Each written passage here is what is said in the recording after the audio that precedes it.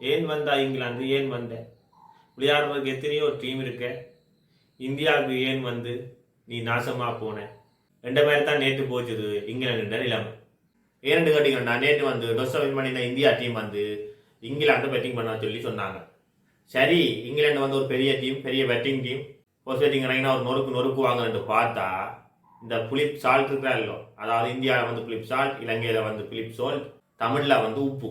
இந்த உப்பு ஃபர்ஸ்ட் ஓவரே அர்தீப் சிங்கிற பந்துக்கு வந்து எங்கால் பக்கம் ஸ்விங் ஆகுது தெரியாம திணறான். இது தெரியாம விராட் கோலி வேற அங்கே ஆர்சிபியில் எடுத்து வச்சுக்கிறான். அவனுக்கு சுரணகரம்னு உப்பு போட்டு சாப்பிட்றான். ஆனா இங்க உப்பே இப்படி தப்பு பண்ணும்போது என்ன செய்யறே தெரியல. நேற்று எந்த பக்கம் ஸ்விங் ஆகுதுன்னு வந்து தெரியாம சால்ட் வந்து, அதாவது உப்பு வந்து நேற்று பூஜ்ஜியம் நல்லா நிறைய காட்டிட்ட.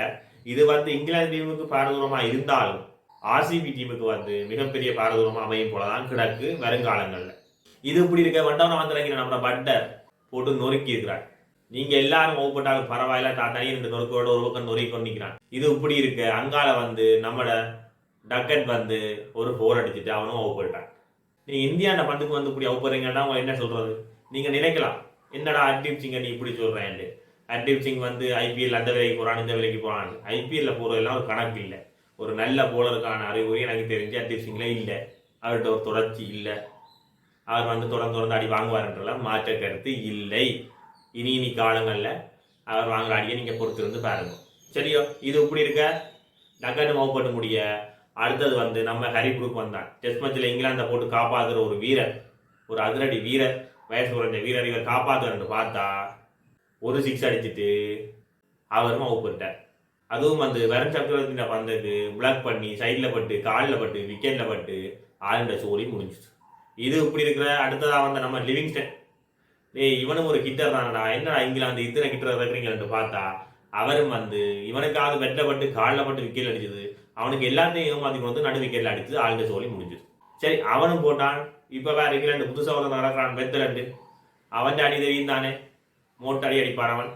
அவன் அடிக்க பாருன்னு பார்த்தா அவனும் ஒரு கொஞ்ச நேரத்தில் சோழி முடிச்சு. அப்ப இதுல இங்கிலாந்துக்கு சுகமாச்சோ இல்லையோ தெரியல, ஆர்சிபி மிகப்பெரிய சுகமாச்சு. ஏன்னு கேட்டீங்கன்னா பிலிப் சால்ட் எடுத்து வச்சிருக்காங்க 0, லிவிங்ஸ்டன் எடுத்து வச்சிருக்காங்க, லிவிங்ஸ்டன் 0, அடுத்த பெத்தல் எடுத்து வச்சிருக்காங்க, பெத்தல் வந்து not 7 என்ற மாதிரி நேற்று ஆர்சிபி நிலைமை போச்சு. இங்கிலாந்து நிலைமை ஒரு பக்கம் போனாலும் அங்கால பட்லர் வந்து காப்பாற்றி கொண்டு இருந்தான். இதுவே ஆர்சிபி நிலைமை அப்படி போனா யார் வந்து காப்பாற்றுவா என்ற மாதிரி கிடக்குது. இப்போ வந்து ஆர்சிபி பேட்ஸ் நிலைமை இது இப்படி இருக்க அங்கால ஒரு பக்கம் பட்லர் போட்டு புலந்துட்டு இருக்கிறான். சரியோ, இந்த பக்கம் ஒரு பக்கமா விக்கெட்டை கொடுத்து கொண்டே இருக்கிறாங்க. சரியோ, கடைசி கட்டத்தில் பட்லர் வந்து அவுட் ஆகிட்டான் 66 ரன்ல. பிறகு என்ன, பட்லரை ஓப்பட்டா பிறகு இங்கிலாந்து வந்து 132 ரன்னுக்கு தங்களோட இன்னிங்ஸை முடிச்சு கொண்டாங்க. கிட்டத்தட்ட இந்தியா இங்கிலாந்தை முடிச்சு விட்டாங்க என்றுதான் சொல்லணும். இது இப்படி இருக்கா? சரி, இப்போ இந்தியா வந்து பேட்டிங் வருது. இந்தியா வந்து ஓரளவுக்கு கொஞ்ச நேரம் மடக்கி ஒரு கொஞ்சம் ஓவரை தாக்கு பிடிச்சா ஓரளவுக்கு ஒரு நோமலான தோல்வியா இருக்கும் இங்கிலாந்துக்கு பார்த்தா இந்தியா வந்தோடனே ஃபர்ஸ்ட் ஓவர் ஆச்சர் போட்டான், நல்ல சிறப்பாகவே போட்டான். சரியோ, ஆச்சர்ட்ட ஓவர் முடிய அங்கீசம் வந்து ஓட போட்டான். சஞ்சு சம்சன் ஆளை வச்சு ஒரு போட்டான். எப்படி என்று பார்த்தீங்கன்னா 4 4 ஒரு 6 மாட்டிச்சு. ஆளுட மண்டையை பொழந்து விட்டான். சரியோ, இதோட வந்து இந்தியா டீம் வந்து போன ஓவர் ரன் அடிக்கலையோ, இந்த ஓவர் ரன் அடிச்சோம் ரெண்டு சேர்த்து பாருங்க சரியா இருக்க மாட்ட மாதிரி ஒரு ஓவர்லயே 2 ஓவருக்கான ரன்னையும் அடிச்சு மாஸ் காட்டி விட்டாங்க. இது இப்படிக்கா திருப்பி வந்து இனி ஒன்று ஆச்சர் வந்து திருப்பி போடுன்னு சொல்ல ஆச்சர் வந்து திருப்பி போட அங்கேயும் விட்டானே நம்மட அபிஷேக் சர்மா. அவன் யாருன்னே தெரியல, இந்த மாதிரி அடிக்கிறான். அடி ஒரு சின்ன பொடியன் போட்டு அடிக்கண்ட அடி நேபி அடி. ஆச்சருக்கு ஒரு 6 ஆச்சருக்கு ஒரு 4 அடிக்கிறான். ஆச்சருக்கே 6 4 அடிக்கிறான்டா. இவன் பெரிய ஆளா தாண்டா இருப்பான்னு பார்த்து கொண்டு இருக்க. அடுத்த ஓவரை வந்து நம்ம மார்க்வுட் வந்து போட்டேன்.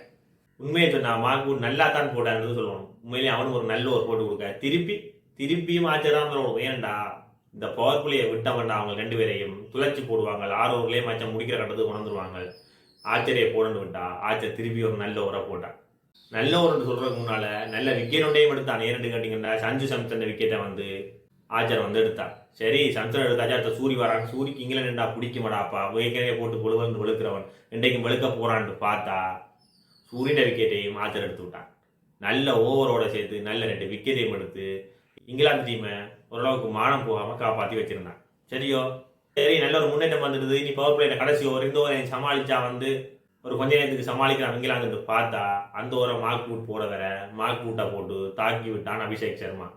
சின்ன பொடியன்னு பார்த்தா என்ன ஒரு அடி அடிச்சான், புலந்து விட்டான் பிடிச்சி. அவனை ஒரு 18 ரன் அந்த ஒரு அடிக்க மச்சு இங்கிலாந்து கையை விட்டு மெல்ல மெல்லமா போக வலிக்கிட்டு. சரி இனி ஒரே ஒரு ஓவரா இருக்கு ஆச்சருக்கு, அந்த ஓரையும் வந்து போடுறா, தொடர்ந்து 4 ஓவரா போட்டு விடுறாண்டு ஆச்சர்கிட்ட கொடுத்தா ஆச்சர் அந்த ஓரையும் சிறப்பாக வீசி போட்டு போட்டான். அவன் போட்டானா அதுக்கு பிறகு ஆச்சர்ட்ட ஓவர் இங்கிலாந்து கையிலே இல்லை. அதுக்கு பிறகு என்ன ஆச்சுண்டா, இனி ஸ்கோரை சொல்லி அதை சொல்லி பிரயோசனமே இல்லை. ஆச்சர் போனா பிறகு அபிஷேக் சர்மாவை கட்டுப்படுத்துறதுக்கு ஆட்களே இல்லாமல் போட்டு வெண்டு வழக்கு அழிக்கிட்டான். இதுல திலக் வர்மா வந்து வேற 2-3 வந்து நின்று விளையாடுறான். அவனை நிக்க விட்டு அபிஷேக் சர்மா பொழந்துட்டான்னு சொல்லணும். இந்த மேட்ச் முடிகிற கடைசி நேரத்தில் 34 கோல்ல 79 ரன் அடிச்சு அபிஷேக் சர்மா அவுப்பட்டுட்டான். இனி அவுப்பட்டா என்ன அவுப்பராடி என்னன்ற மாதிரி தான் இங்கிலாந்துக்கு இருந்திருக்கும். அவன் கடைசி நேரம் அவுப்பட்டு போக அப்படியே கொஞ்சம் தலை மேட்ச் முடிஞ்சுது. இங்கிலாந்து வந்து தோத்துருச்சு. அதுவும் வந்து இந்த மேட்சை 12-5 கோல்ல அடிச்சு முடிச்சுட்டாங்க.